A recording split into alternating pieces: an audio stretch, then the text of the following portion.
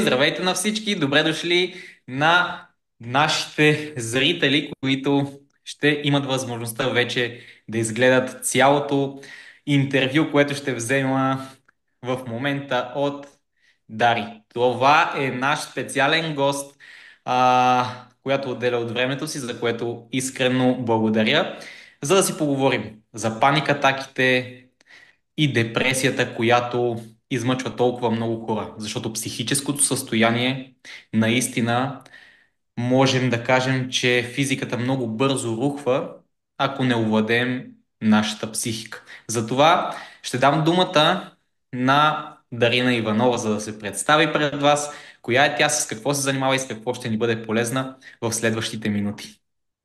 Благодаря ти, Марио. За мен е чест да ти гостувам и да говорим по толкова съществена, наболяла и би казала вечна тема, а именно нашето психично здраве.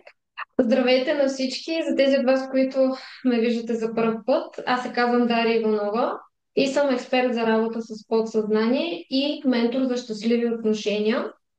Помагам на всяка една жена, всеки един човек на първо място да обича себе си, да се поставя на първо място, без да трябва да стига до паникатаки, депресивни състояния и да руши връзките около себе си. Мисля, че тук е много важно, Дари, да споменем, че за всички хора, които изгледат това видео до края, и разбира се, имат късмета и щастието да участват в томболата или първите 10 човека по-точно, които ще спечелят подаръка, който си подготвила за тях. Можем да им споделим още сега, за да имат още една мотивация да останат с нас до края. Да, подарък, който съм подготвила, той е много специфичен и уникален. Това е една техника във връзка с нашето подсъзнание, по-специално практиката се нарича всъщност сканиране на моето сърце. Тя е подсъзнателна. За първите 10 от вас, както споделяш, ще е напълно безплатна като подарък от мен. И съответно тя ще ви даде малко повече информация за това какви чувства държите, блокирани, какво ви пречи все още да се свържете с себе си по най-добрия начин. И всъщност много често тук има и много блокиращи вярвания, така че ще ви е доста полезна. Добре. Нека да задълбаем направо по темата. Искам да ми разкажеш малко за това, кой е главният фактор, който ти наблюдаваш в практиката си. Дори след това може да споменеш някакъв случай, с който да подкрепим като пример това, което си подготвила като стойност за хората. Та, какъв е основният проблем, масов, който при повечето хора предизвиква паникатаките и това да се стигне до депресия? Мгм. Според мен са четири основни фактора. На първо място, това са негативните мисли. Имала съм доста такива случаи, основно с жени, които са идвали при мен точно и след съответния период, в който света изживя. И с много отключени такива депресивни, негативни мисли. Първото нещо, което ги питаме е как мислиш за себе си, за живота си. Така че за мен и от личен опит, не само това, което съм чула, а всичко, което ще ви споделя днес е и от моя личен опит, и от работа с хора вече 8 години. Така че на първо място бих поставила негативните мисли. И ти знаеш, че негативните мисли са енергия и те директно обливат и нашето тяло физическо. Така. И с така започва да се създават и физическите неразположения. Но на първо място е негативното мислене и те реално са основата на точно депресите, стресови ситуации, постоянно да се стряскаш, да си в паника, нали, да си мислиш лоши неща, буквално, че може да се Добре, случат лоши неща. а има ли нещо, с което може човек да си помогне в домашни условия, като техники или... Защото всеки знае, че не трябва да Мгм. мисли негативно, но по какъв начин може да се справи човек, за да не стигне до паникатаката, до депресията? Да, ще ти споделя малко по-късно за техники, обаче най-първото нещо е, което човек наистина е необходимо да знае, че всъщност Точно тези депресивни състояния и панически атаки са на основата база за тях да се появят. Това е страдание на нашето емоционално тяло. Какво имам предвид? Аз не познавам себе си, не знам кои са ми нуждите, не обръщам внимание на чувствата и емоциите си и за това се стига до депресия. Осъзнато или неосъзнато, това е отделен въпрос. Така че, каквото имате да чувствате, просто, мили хора, позволявайте си да чувствате, защото в един момент се докарвате неосъзнато до тези състояния. На второ място, като причина бих казала, че повечето хора не обичат себе си. Много абстрактно, да, всички сме чували, предполагам и ти, нали, в началото, като си почнал нали, да работиш със себе си, да правиш това, което правиш в момента, да помагаш на хората и ти сигурно ще си го забелязал, че те се пренебрегват, че те дават повече, гледат нали, на другите, на близките съответно, да помагат, да се раздават, който има деца знае и внуци съответно. И всъщност по този начин ние се поставяме неосъзнато на последно място и си казваме на едно подсъзнателно ниво, а, аз не съм важен, не обръщам внимание на себе си и се прераздават. Тоест, това означава, че може би и нямат лични граници. Защото реално, нали, нека да се замислим, първото нещо, което правим, когато се родим, е да си отворим очите. Нали така? Точно така. И гледаме навън, И да. извън себе си. Нали? То това Първото, е колектив. първото нещо всъщност е да изплачем, за да си поемем Да, въздух, но след това наистина си права, че почват сетивата да приемат все повече информация, нали, за да опознаваме света около нас. точно така. И нали, от малки той като навик вече е станало. Мгм. Нали, да гледаме се навън, какво се случва навън, какво искат другите от мен, какво очакват родителите ми, какво иска мъжа ми, какво иска съпругата ми, примерно, или децата. И в един момент просто се нарушава той от семейните констелации. Вече е иерархия, аз не съм важен, все за другите и оттам вече, нали, за това се стига и до такива депресивни състояния.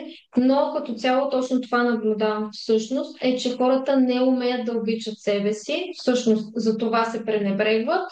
Дали са го видяли като примери от родителите си, дали е дошло и назад в поколението, това няма никакво значение. Просто в този момент, или хора, не се осъждайте. Просто си анализирайте всичко това, което ви споделяме днес с Марио като информация. А, Няма нужда. Сигурно сте го правили години наред. Няма нужда вече, нали? Да. Погледнете на себе си по нов градивен начин. Ами, примерът, който е наистина с маската в самолета при аварийна ситуация, че трябва да си я сложиш първо на себе си, за да може ти да останеш жив и след това да помогнеш на колкото се може повече хора, наистина е много правилен в тази ситуация, защото това, което много пъти аз пък чувам в медицинската сфера е, че не ме интересува толкова моето здраве, колкото здравето на близките ми. Обаче, какво се случва, когато пък ние не сме здрави? И близките ни започват да страдат. И вместо ние да сме им полезни на тях, когато ние сме изоставили себе си и грижата върху собственото ни здраве, ние се превръщаме в тежест за хората, които най-много обичаме. Да, точно така. Аз тук се сещам за една ситуация с една дама специално за паниката, и тя ме беше потърсила. Тя буквално, както казваш, се чувстваше като тежест на своето семейство. Тя вече имаше, нали, пораснали деца и внуци и така. И казва, ние като си правим такива семейни събирания, ние не можем да се съберем, защото аз съм все в депресия, аз си седа в стаята, нали, и те го усещат и другите хора, нали, около нея. Те точно пък това много се притесняваше. А, Искам да кажа, че всичко се отработва. Човек като знае какво иска и предприема действия в тези Да. нали, посоки и стъпки. Така че това е втория блокаж, буквално, второто ограничение, където ти създава, нали, такива състояния А за пренебрегване. как човек се учи да обича себе си? По какъв начин? Това е, нали, преди като чуех, че някой казва, нали, търся себе си, не разбирах точно за какво става на въпрос. Години по-късно започвам да осъзнам, че колкото повече търсиш отговори в себе си за това с какво точно искаш да се занимаваш, професия, как да си полезен на хората, това опознаване наистина не е лесен процес. И какво можеш ли да го характеризираш Мгм. като действие и как човек трябва да се държи, за да наистина да обръща внимание на себе си, за да не стига? Защото паника, атаката и депресията е просто последствие. Тялото показва, че доста дълго време назад във времето е имало нужди, които не са били задоволявани. Абсолютно, да. Ами, аз ще дам пример от моя личен живот буквално. Преди 10 години, когато спрях да търся себе си, понеже аз не съм се занимавала цял живот, нали, с такива енергийни практики, и работа с хора по този начин, лично пряко, бях счетоводителка и не харесвах работата, която работих. И с течение на времето, всъщност, да, не ме разбирате погрешно, нали, това е супер професия, но не беше за мен, нали, в този момент и изобщо не си се представя вече.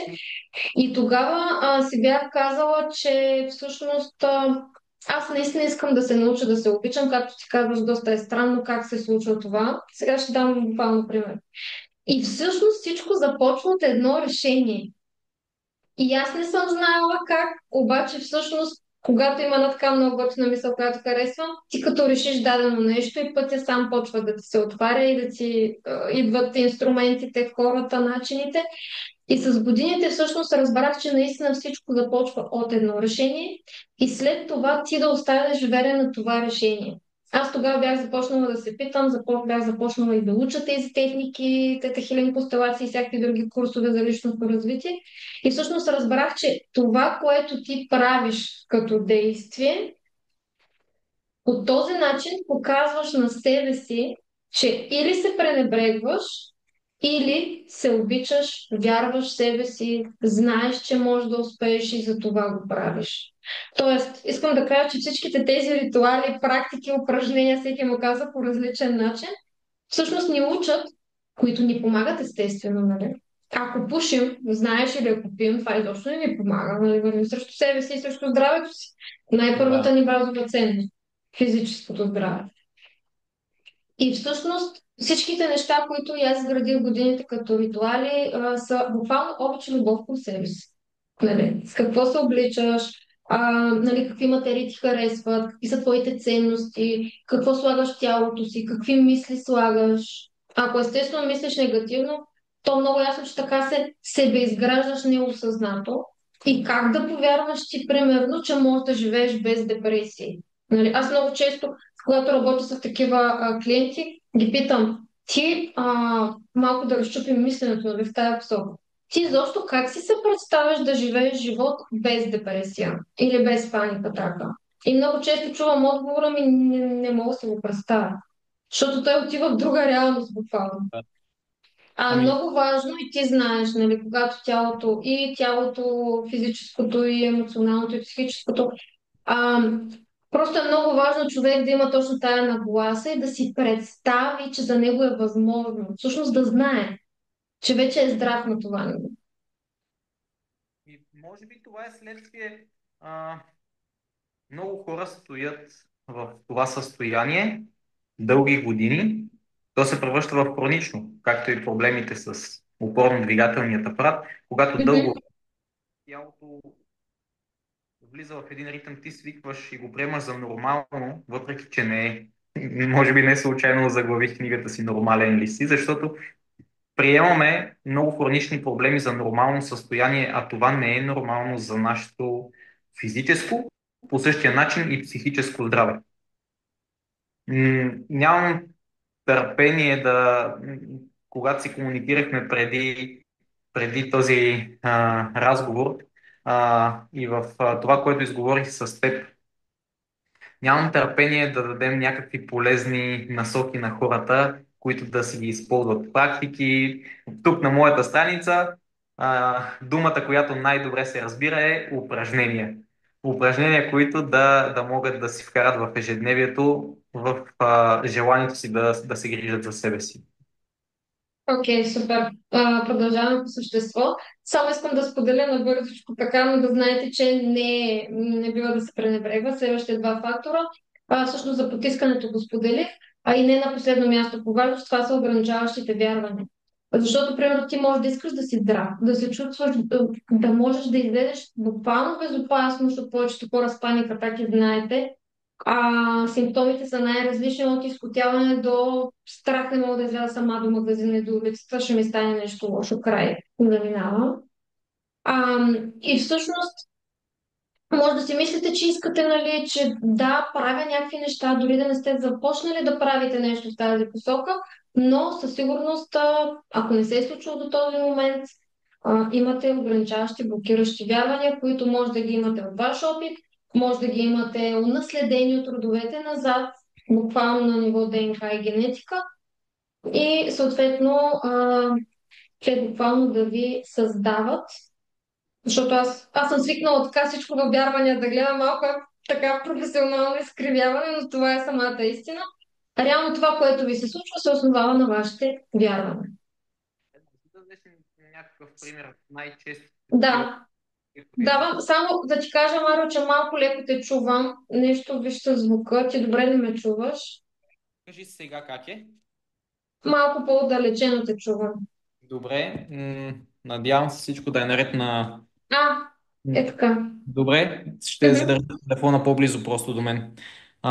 Добре, сподели няколко ограничаващи вярвания, които най-често така забелязваш в практиката ти с хората, които работите заедно. Да, а говориш по тези теми, нали така? Да? Мгм. А, Майка ми има паник атаки и аз просто няма как да нямам. Мгм. Пренебрегвам себе си. Не знам как се живее живот, в който съм спокоен. Не знам как да живея без напрежение и тревоги. Животът е огромен проблем. Не знам как да живея без болести. Като тук уточнявам, болестите може да са емоционални, нали? Но може Мгм. и да са физически. А какъв е процесът? Трудно ли се справя човек с подобни ограничения, които всеки има под различна форма в себе си?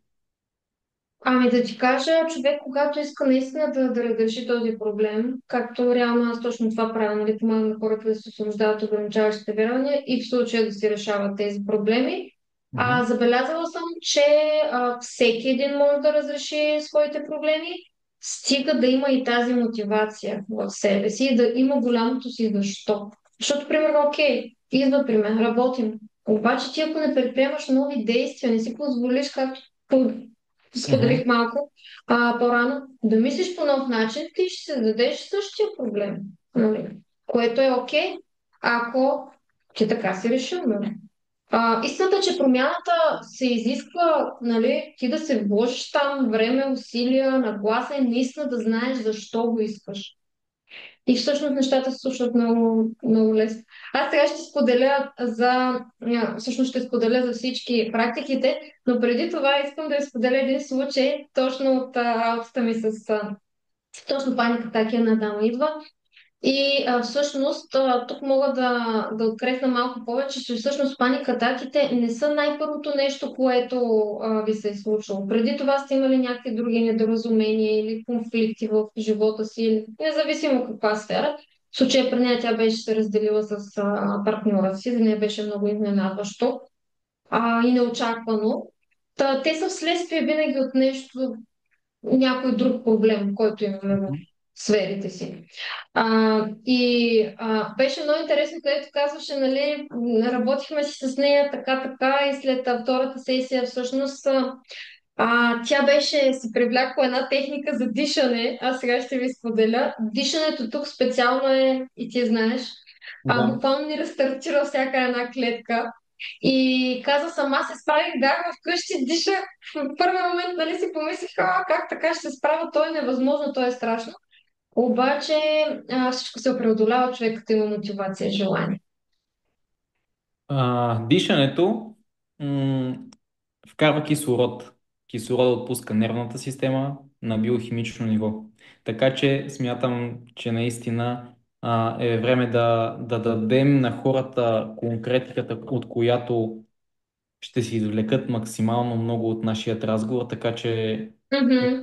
нямам търпение да започнем с тази част. Добре, започнахме с първо съм подготвила дишане. Тук, мили хора, всякакво дишане, всякакви дихателни практики можете да се прилагате. Аз много харесвам едно, което е 3 пъти по 10, обаче 3 пъти по 10 има предвид 3 цикъла по 10 дишвания. Като Мгм. между първия и втория цикъл задържате дъха колкото можете и дишате през носа. И не през гърдите, знаеш, че това е плиткото дишане, което е, Точно. а от диафрагмата, т.е. коремчето ви да се движи. Как може да го направите, ако за първ път не сте го правили? Слагате си едната ръка на корема и едната на гърдите. Независимо дали сте седнали, дали сте легнали, направете го. Затваряте очичките и започвате да вдишвате. Ако трябвате някакъв таймер или някой отстрани да ви брои, за да не се разсейвате, както го усетите. И по този начин, като направите първия цикъл от 10, задържате дъха, издишвате естествено, нали? Да. Задържате дъха и колкото можете да държите, след това вдишвате втори, трети цикъл. Дишането много харесвам като практика и другото, което е специално за паникатаките, така споделям и на клиентите си, когато усетиш дали на физическо ниво, дали почваш да се притесняваш, да се потиш, нали, реално това пак е реакция на тялото, винаги съветвам следното. Движи се, служи си някаква хубава мисъл, смисъл. Аз го преодолявам. Това не означава, че се лъжеш. Това Мгм. означава, че си реалист. И дишане, нова мисъл и движение. А следващата практика, която съм подготвила, тя е точно продължаваме, нали, в тази посока. Движение на тялото. Дали ще отидеш да се разходиш в гората, дали ще отидеш да се разходиш в ареала, където живееш, в квартала. Дали ще отидеш на някакъв спорт, йога, това тяло просто има нужда да се движи. Ти Мгм. знаеш как се отразява на тялото това, нали така, когато се движи тялото. Всеки знае, че когато влезе мозъкът, вършиш някаква умствена дейност, максимум може да се фокусираш 40-45 минути до час. Не случайно учебните часове в училище са по 45 минути, не повече. Мозъкът не може да се фокусира за по-дълго време. Трябва да има някакво междучасие, точно да се раздвижат децата. Не да останат междучасието да са си на чиновете, а трябва да отидат да бягат, да тичат. Тялото, както мозъка командва тялото, така и тялото командва мозъка. То. Абсолютно, тая връзка е. Аз съм забелязала, че хората, които имат проблеми с теглото, примерно, защото съм имала такива ситуации, нали, по една или друга причина, ето тук мислят токсично и негативно. Защото физическото тяло, емоционалното и менталното, те са свързани. Нали. По една Да. или друга причина човек може да е изпуснал защо така се чувства, нали, или защо има наднормени, или защо има някакви физически проблеми, нали, болести. Не се притеснявайте, били хора, всичко се балансира, стига да имате желание и да работите със себе си. Третата техника, пак аз преди малко така Мгм. открехнах за нея, тя е мислите, за мислите. Бърза практика, упражнение. Мгм. Как можете, ако ви дойдат негативни мисли, какво да направите? Защото знаем, че всъщност мислите не са енергия и тя болен съм, тук сега нещо не ми е наред, пак съм в депресия, ще остана така цял живот. Една, втора, трета, пета и те завихрят още. И Мгм. идват още. Да, какво да направите, ако имате такива деструктивни мисли? Усетите ли се, че мислите такава мисъл? Буквално сега не съм казала, нали, сядам и нищо не прави, само се наблюдавам мислите. Не, всеки си е в някакво движение, нали, нещо прави. Но когато наистина усетите, осъзнаете, че сте в такава мисъл, директно я заменяте с такава позитивна, която ви помага. Пример давам. Пак съм болен, аз си позволявам вече да съм здрав. Мгм. И колкото повече, нали, това не си мислете, че ще стане, нали, край вече, мисля Да. само по този начин. Това е осъзнат процес. Тоест, вие да се завръщате, колкото и да ви идват през деня такива. Детска, като една опорита жабичка, едно опорито конче, нищо друго не виждам, само тая мисъл, слагате кепенците и продължавате, както се казва, да си я повтарят. Това много действа, много работи, стига да се прилага, естествено, ежедневно, А, като упражнение. Наскоро издадох втората ми книга и още на задната корица изписах, че ако си мислиш, че само с четенето на книгата ще станат нещата или само с един или два пъти прилагане на упражненията, просто упражненията трябва да си станат част от живота на човек, така както е част от ежедневието ни това да се храним. Чуваме ли се, всичко наред ли е? Да, чувам те. Да. Както се храним по няколко пъти на ден, така трябва и да се движим по няколко пъти на ден, така трябва и да се грижим за психическото и емоционалното здраве, преди да е тръгнало да ни напуска. Абсолютно, то това зависи от нас и тук сещам за един опит, който са направили за хора, които излизат от тежки операции точно нали, Мгм. а, в болници.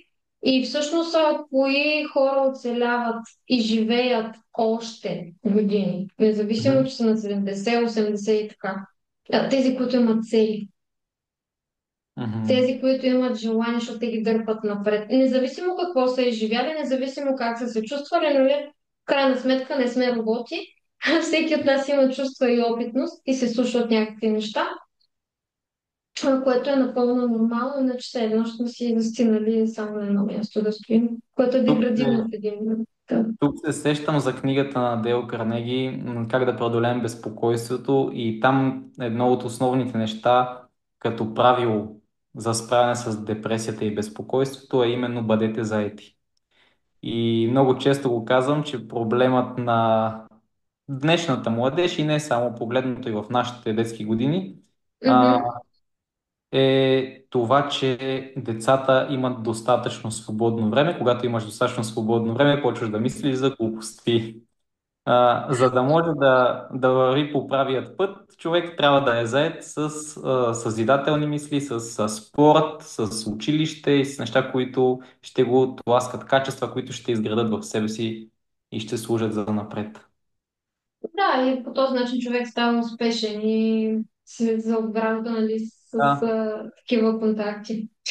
Така, следваща практика. Още две съм ви подготвила. Лесни, бързи, практични упражнения. Нали така беше? Това е практиката с огледалото. Просто Мгм. ставате сутрин, поглеждате се в огледалото и се питате директно. Това е разговор само за вас, упражнение само за вас. От какво имам нужда в момента? И каквото ви дойде като отговор. Може да е почивка, може да е разходка, може да зависи какви са ви интересите. Нали? Може да е нещо, което отдавна сте отлагали. Нали? Защото отварям скоба тук, много често забелязвам, че хората, които са склонни да се трупат и да създават проблеми, плюс паника, атаки, депресии, тревожности и така, те много отлагат. И това задръства тяхното енергийно поле, в случая емоционалното тяло, и за това нали, се стига до там. Така че не отлагайте, ами действайте. Ами, знаеш ли, а, ще ме извини, че те прекъсвам, но вчера фактът да правим днес включването, а не вчера, беше, че аз трябваше да си направя едно медицинско изследване, казва се колоноскопия, преглежда се това здравето на дебелото черво. И това Мгм. си го повтарям много отдавна, че искам да го направя, но все не е подходящо време. И, нали, имаш си подготовка за самото Да. изследване, но буквално всичко мина за по-малко от 24 часа. Изследването продължи 5 минути. Разбрах, че всичко е наред, слава Богу. И въпросът е, че веднага след като излязох от лекарският кабинет, от манипулационната, първото нещо, за което се замислих е, че повечето време мисля за това, че трябва да го направя като изследване и че имам желание от времето, което ми е отнело, за да го осъществя. Така че Мгм. просто исках да го допълня като пример, че повечето време мислим за нещата, а могат да се случат много по-бързо, когато се задействаме. Да, то вече нали, зависи за какво е, колко време ти трябва, но поздравление, че си го така, вече не толкова си го мислила, Да, ами че си го и и не го осъществил. мислиш. То не те травмира, не ти травмира психиката, че трябва да го направиш, какви ще са резултатите и така нататък. Просто го а, запазваш си час, чуваш мнението на експерт като теб, Мгм. каква е посоката и започваш да работиш по въпросите, докато само си гледаш видеа в интернет и слушаш за това как трябва да се грижиш за себе си, не потърси човек като теб, който да ти даде обратна връзка ти на какво ниво си и от какво имаш нужда. Абсолютно да, и аз винаги казвам, че защото ежедневно работя нали, с доста хора. Първата стъпка е точно видеята, точно книгите. Чакай малко повече да се заинтересувам, но вече индивидуалният подход е с лична работа с експерт. Колкото и да не ми се иска да е така, това е Точно самата така. истина. И Нищо аз не може работя да... с ментори в момента с себе си, знаеш. Да, точно така. И така. И още нещо искам да споделя като практика. Тя е всъщност във връзка с чувствата. Мгм. Тоест да се научим, защото много хора, като ги питам, ти как се чувстваш сега? Ми добре съм. Но това не е чувство, това е състояние или зле съм. Нали? Мгм. Така че с тази бърза и лесна практика, как може да я направите, да малко повече се свържете и с вашето сърце, защото вие имате сърце, нали? Не само мозък, не само очи, не само други органи по тялото. Слагате си дясната ръка на сърцето и независимо къде се намирате, стига да ви е комфортно, нали, за да ви дойде отговора, максимално честно, нали, честни бъдете със себе и с себе си. Най-хубаво е да го правите края на деня, защото имате най-различни опитности, нещо ви се е случило, нещо е стигнало до вас и се питате как се чувствам аз сега. Ако се чувствам примерно гневна, добре, какво ми се случи през деня, за да се почувствам така? Или ако се чувствам спокойна и щастлива, добре, питате се, какво съм изживяла или какво още се връщам назад да мисля, че, нали, в случая съм щастлива. Примерно, омъжила съм се миналата година, много съм щастлива днес, защото нали, съм се върнала пак към тази ситуация, съм си я припомнила. Най-често е нещо ни се случва през деня и ние реагираме. Ние даже може да не осъзнаваме как чувстваме или как реагираме, но всеки един от нас има чувства и усещания. Сега вече, ако не реагираме, значи нещо, имаме страхове и сме с блокирано сърце. Буквално. И така наречените нали, прословути ограничаващи вярвания, там нещо ни работят. Много често е и когато аз искам да се зарадвам. Примерно дъщеря ми вече си е намерила най-точния мъж за нея и аз наистина искам да се зарадвам, обаче казвам го, но не го усещам. Това означава, че има нали, блокажи в сърцето, като имам предвид нали, като ограничаващи вярвания. Така че по този начин може да направите една много лесна и бърза връзка с вашето сърце, мили хора. Всъщност сърцето и мозъка са свързани. Десетия черепно-мозъчен нерв стига и до сърцето и когато, не случайно, когато сме притеснени, се очистява и пулса. Мозъкът подава сигнал към Да, сърцето, че сме в стрес. абсолютно. И другото, което е, ти сигурно го знаеш, но когато човек се притеснява или се вълнува, има някакво чувство и той избира дали да се притесни или да се развълнува. Тоест, нашето Мгм. намерение, нашата нагласа дава форма и звук на това чувство. Така че, моят апел към всички вас е така да избирате, да се вълнувате и да сте радостни и да вървите по този път, защото това всъщност е начин на живот и избор. Ти знаеш. Щастието е избор. И баналните Абсолютно. изречения се оказват много истински и те не случайно са преживяли най-силния тест, теста на времето, както движението е живот. И без движение няма живот. Лимфата спира да се движи, кръвообращението и оттам почва тялото да атрофира и да не могат да се осъществяват биохимичните процеси за поддръжка на живота. Беше ми много приятен този разговор, Дари. Благодаря ти за това, че отдели от времето си, за да можеш да бъдеш полезна на всички мои последователи. Последвайте страницата на Дари, линк ще видите в профила, както и телефон за връзка с нея за запазване на лична консултация. Оставете вашият коментар под това видео, кое нещо ви е впечатлило, кое смятате, че може да ви бъде полезно или пък задайте вашият въпрос. Дари ще се свържи с 10 от вас, за да получите своят подарък а, и да може да ви бъде полезна по какъвто и да е начин. И аз много благодаря, Марио, за тази чест да бъда полезна и на всички прекрасни хора, които те следват, защото знам, че и ти си в уникалната си мисия. И това е просто невероятно по този начин, нали, да заедно вече да помагаме на хората, както в връзката с тяхното тяло, така физическо, така и тяхното психическо, защото те са много свързани. Точно така. И каквито и въпроси да имате, задавайте ги, ще ви отговоря всъщност всичко, което ви вълнува. Може да е извън тази тема, за депресията, тревожността и паникатаките ще отговарям на всеки един в коментар. И тук нещо да уточниме. Всъщност ще видите, както каза телефон, обаждате се на телефон ми и така вече си запазваме час за тази практика за сканиране на сърцето. Добре. Моите последователи знаят, че аз споделям видеа, знания и опит не само във връзка с грижата за ставите и опорно-двигателният апарат. И наистина съм благодарен, че имах възможността човек като теб, който има вече много опит, да може да застане с лицето си и с името, за да бъде полезен.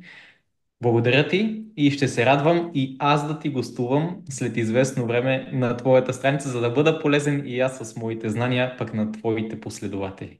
О, да, аз много ще съм щастлива да дойдеш при нас. Така че предстои, очаквайте. Да. Стига хората да имат желание да се грижат за себе си. Както се казва, когато ученикът е готов, учителя се появява. Да, абсолютно вярвам го това, така И че тепърва предстоят. всеки си има своят учител, рано или късно го намира. Така е, абсолютно.